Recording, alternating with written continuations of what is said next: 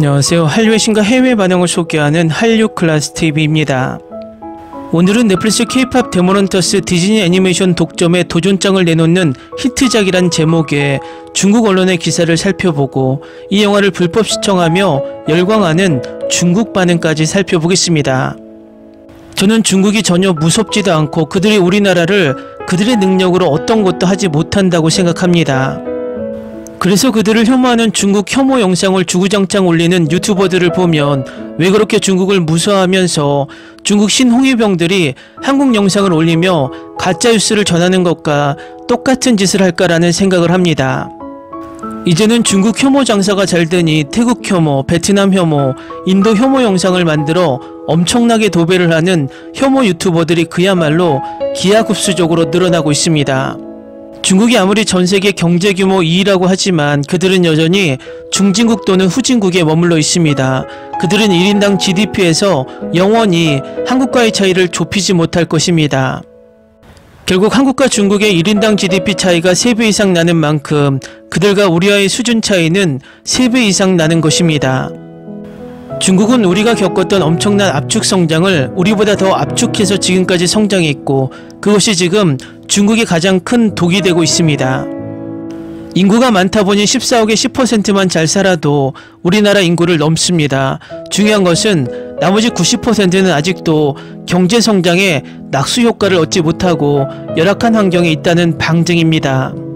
결국 일부 중국인들의 주머니는 과거보다 두터워졌지만 그들의 시민인식은 그 두터운 지갑을 따라가지 못한다는 것입니다. 지금 중국이 겪고 있는 사회적인 열악한 문제들, 쓰레기 음식이나 안전 문제, 시민의식 문제는 우리도 80년대 초반까지 같은 문제를 알았고 점점 고쳐나가며 지금의 수준까지 올랐습니다. 결국 우리는 대학생이 되었는데 유치원생이나 초등학생들에게 너희들은 왜 이렇게 우리처럼 못해?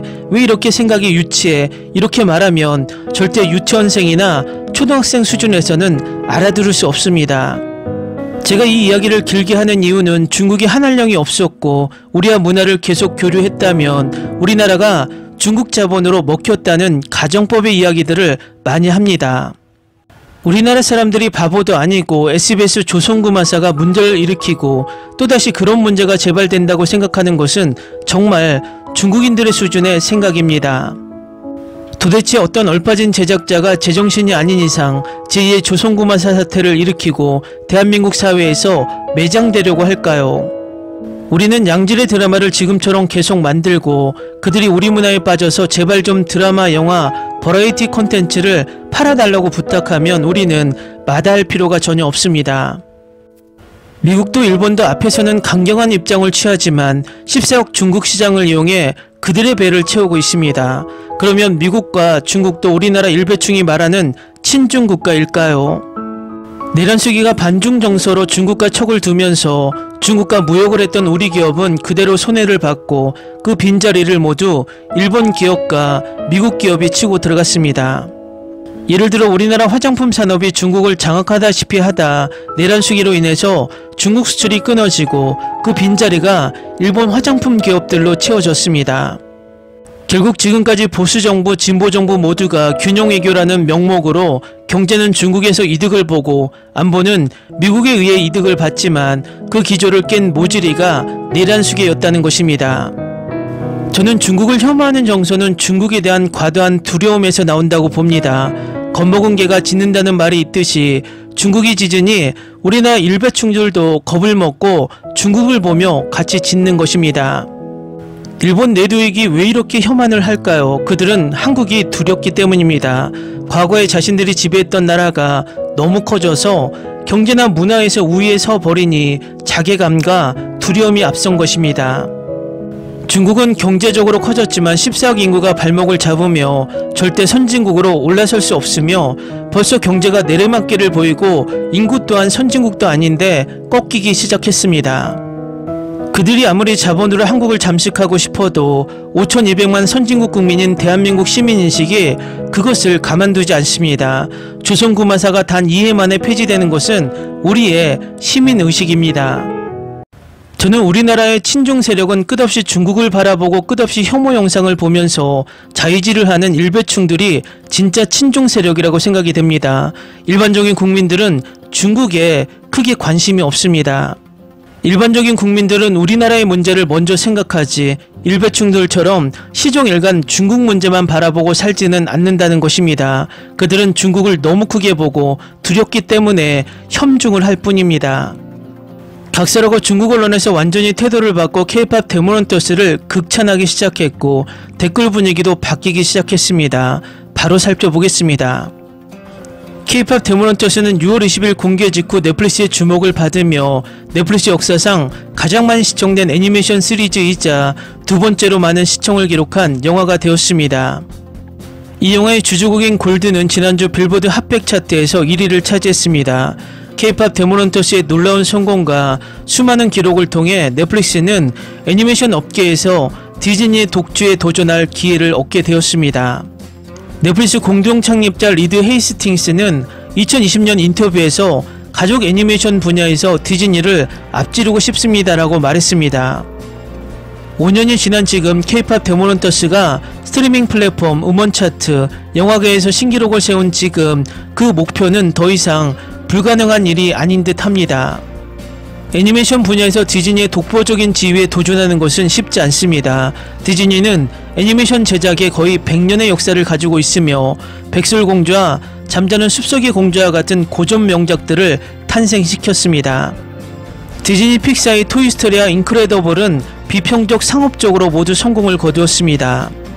전 세계적으로 큰 인기를 끈 겨울왕국은 수년간 애니메이션 영화계의 왕자를 굳건히 지켜왔습니다. 상품은 불티나게 팔렸고 사운드트랙의 레디꼬는 끊임없이 반복 재생되어 부모님들의 악몽과도 같았습니다.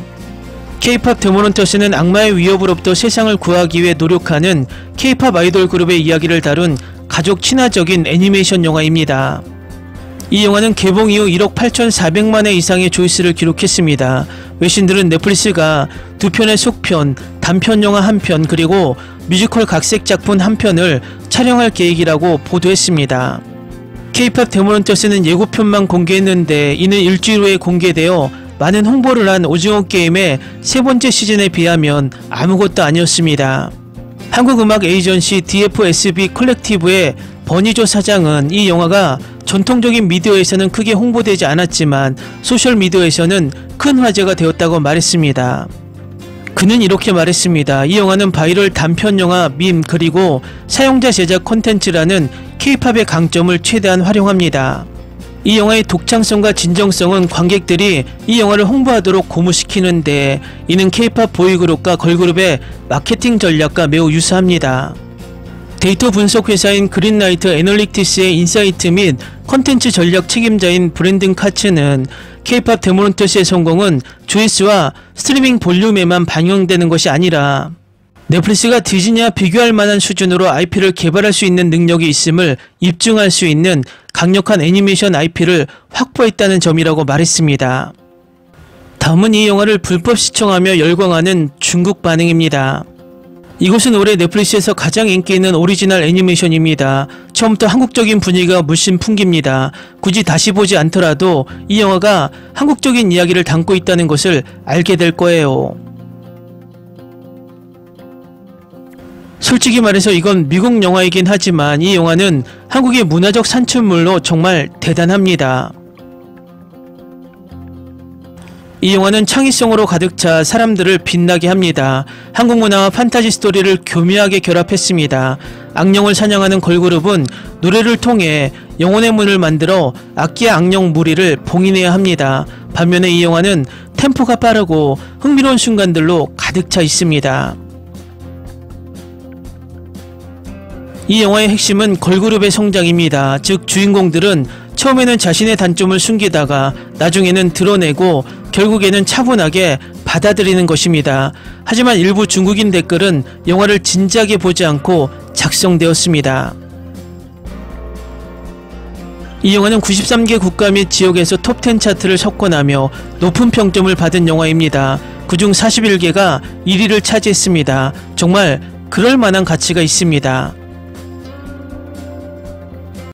중국에서는 왜 평점이 이렇게 낮은가요? 대부분의 중국인과 대부분의 한국인은 사실 비슷하기 때문입니다. 서로의 장점을 보지 못하고 늘 약점만 찾습니다.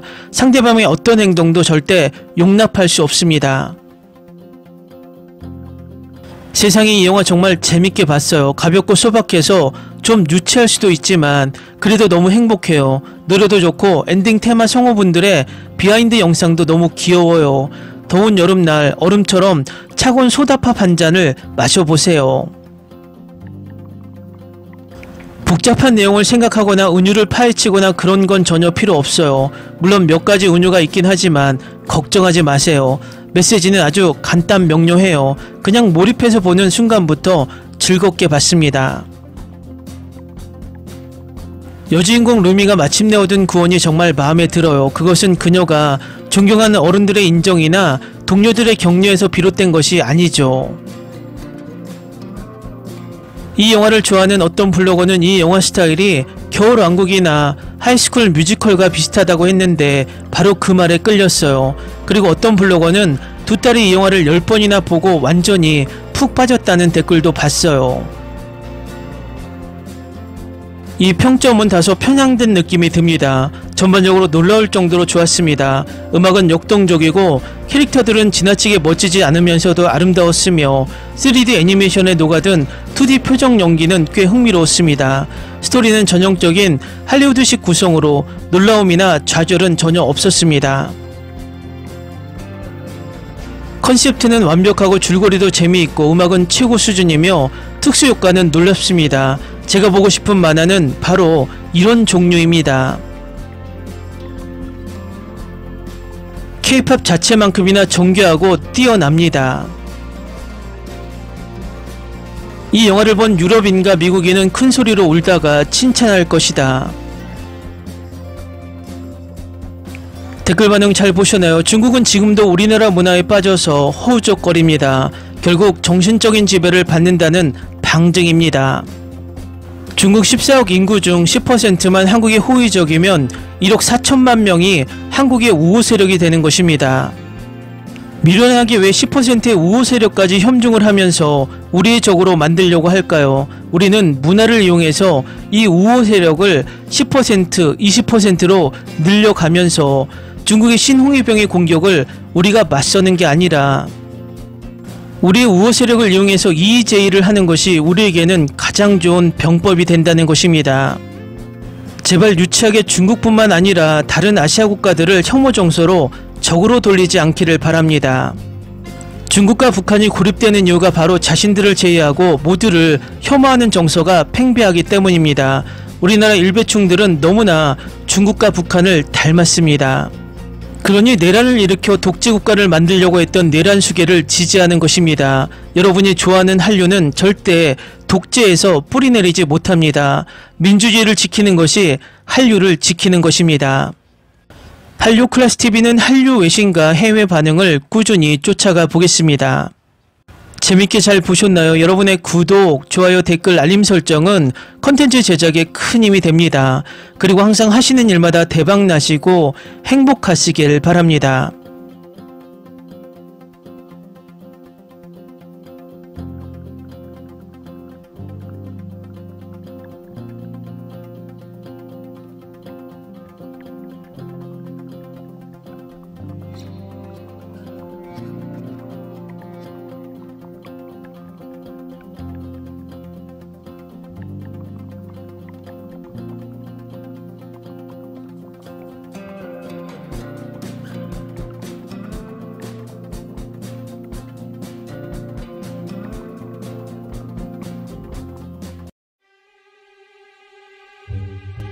Ni se te ocurra. Olvida el ganso y los tomates. No hables de las ballenas. No es un acuario. No actúes como tonta. Que eras una genio. ¿Sí? No vayas a presumir, a la gente no le gusta eso. Y no digas cosas sin sentido. Y bueno, ¿terminamos? Hasta pronto. Abogada, tengo mucha curiosidad por conocerla.